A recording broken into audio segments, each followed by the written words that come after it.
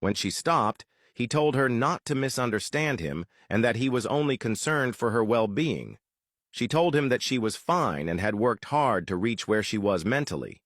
She explained that her suggestion came from a good place and that she didn't want people to forget Taemin. Sonjin held her hands and reassured her that no one would ever forget him. But he didn't want her to try reliving Taemin through someone else, as it would only hurt her if the child didn't turn out like him.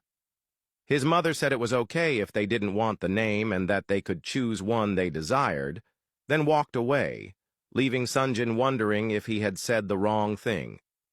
Later, as Woobin drove home, he spotted Tiana walking alone. He stopped and asked why she hadn't taken a cab. Tiana smiled, saying she didn't live far and that walking was good. He offered her a ride and she got in.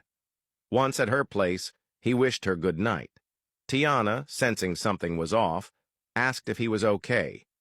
Woobin admitted he had a lot on his mind. Tiana offered to help, mentioning she had studied some psychology.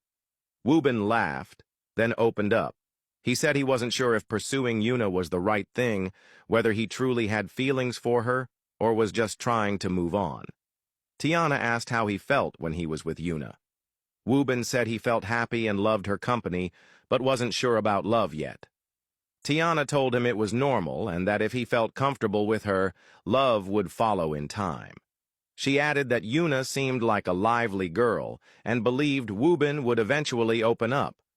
Woobin asked what if he never did. Tiana replied that he would then need to be honest with himself and with Yuna, and let her go. She reminded him that he shouldn't use someone else to forget another. Woobin smiled, thanked her, and watched her walk into her house. A few days later, Kim's court case date arrived. The High Court was filled with people and media. It was one of the most publicized cases, as the crime had been committed in front of many witnesses. Everyone who had been close to Kim was present: Woobin, his mother, Sonjin, his family, and Kim's former schoolmates.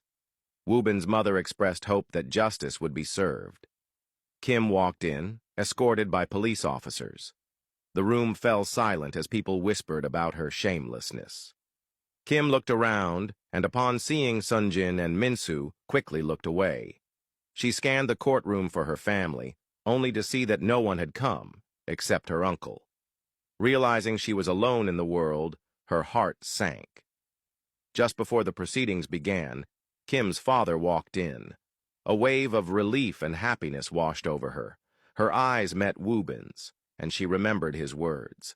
Though she had claimed not to care, they lingered with her. Her lawyer leaned in and instructed her to plead not guilty, promising to fight for her release. Kim nodded and smiled. When the judge asked her to stand and state her plea, Kim stood silently. She looked around at everyone she had hurt: Minsu, whom she had once called a friend; Woobin, whom she had nearly killed; and her father, whose love she had always yearned for. Though he had never truly cared, she had always sought his approval. The judge repeated the question, now with a tense tone. Kim thought about her future and how prison would ruin her reputation and chances at life. She didn't want to go back. The few weeks in jail had already shown her how miserable it could be. The judge, growing impatient, demanded an answer one last time.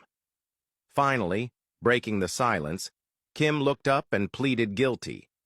The entire courtroom was shocked. No one could believe what she had just said.